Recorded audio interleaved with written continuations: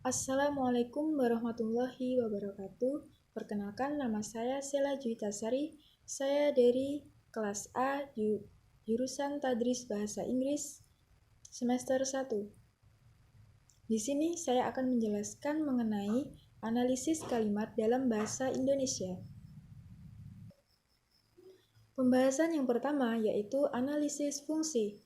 Tiap kata atau frase dalam kalimat mempunyai fungsi yang mengaitkannya dengan kata frase lain yang ada dalam kalimat tersebut. Fungsi di sini diberi pengertian hubungan saling bergantungan antara unsur-unsur dari satu perangkat sedemikian rupa sehingga perangkat itu merupakan keutuhan dan membentuk sebuah struktur. Kadang-kadang sebuah kalimat terdiri atas subjek dan predikat, subjek, predikat, objek, subjek, predikat, keterangan, subjek, predikat pelengkap, subjek, predikat, objek, keterangan, atau subjek, predikat, pelengkap, keterangan. Yang pertama yaitu subjek. Yang dimaksud dengan subjek adalah sesuatu yang dianggap berdiri sendiri dan yang tentang diberitakannya sesuatu.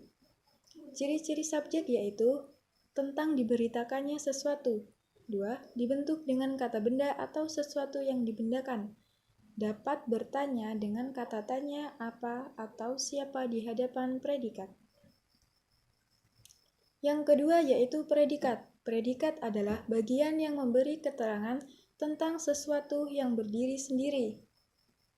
Menurut ahli, predikat kalimat biasanya berupa frase verbal atau frase adjektifal. Yang ketiga yaitu objek. Objek adalah konstituen kalimat yang kehadirannya dituntut oleh predikat yang berupa verba transitif pada kalimat aktif.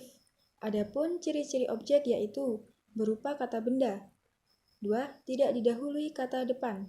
3. Mengikuti secara langsung di belakang predikat transitif. 4. Jawaban apa atau siapa yang terletak di belakang predikat transitif. 5. Dapat menduduki fungsi subjek apabila kalimat dipasifkan. Selanjutnya yaitu keterangan. Keterangan merupakan fungsi sintaksis yang paling beragam dan paling mudah berpindah letaknya. Keterangan dapat berada di awal, di akhir, dan bahkan di tengah kalimat. Ada beberapa macam bentuk keterangan, yaitu keterangan tempat, keterangan waktu, keterangan alat, keterangan tujuan, serta keterangan cara. Dan masih banyak lagi. Yang kelima yaitu pelengkap. Pembahasan yang kedua yaitu kategori dalam analisis kalimat. Analisis kalimat berdasarkan kategori merupakan penentuan kelas kata yang menjadi unsur-unsur kalimat tersebut.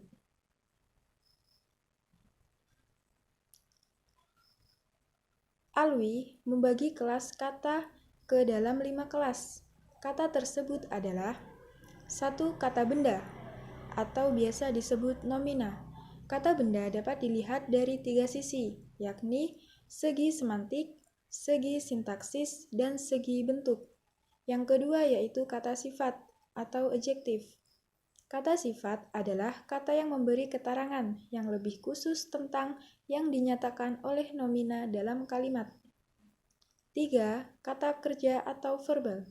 Kata kerja adalah yang menyatakan tindakan. 4. Kata keterangan atau adverbia. Kata keterangan adalah kategori yang dapat mendampingi adjektif, numeralia, dan profesi dalam konstruksi sintaksis. Yang kelima yaitu kata tugas. Pembahasan terakhir yaitu analisis kalimat berdasarkan peran. Analisis kalimat berdasarkan peran mengacu pada makna pengisi unsur-unsur fungsional kalimat. Yang pertama yaitu makna unsur pengisi subjek.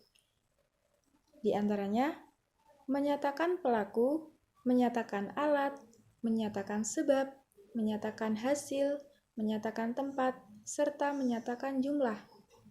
Yang kedua yaitu makna unsur predikat.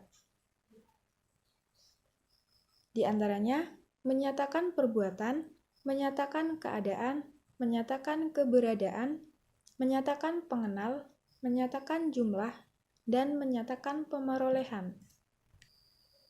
Yang ketiga, makna unsur objek, yaitu untuk menyatakan penderita, menyatakan penerima, menyatakan tempat, menyatakan alat, dan menyatakan hasil. Yang keempat, yaitu makna unsur keterangan. Di antaranya, menyatakan tempat, menyatakan waktu, menyatakan cara, menyatakan penerima, menyatakan peserta, menyatakan alat, menyatakan sebab, menyatakan keseringan, menyatakan perbandingan, dan menyatakan perkecualian. Yang kelima yaitu makna unsur pelengkap. Di antaranya, menyatakan penderita dan menyatakan alat-alat. Sekian mengenai pembahasan analisis kalimat dalam bahasa Indonesia.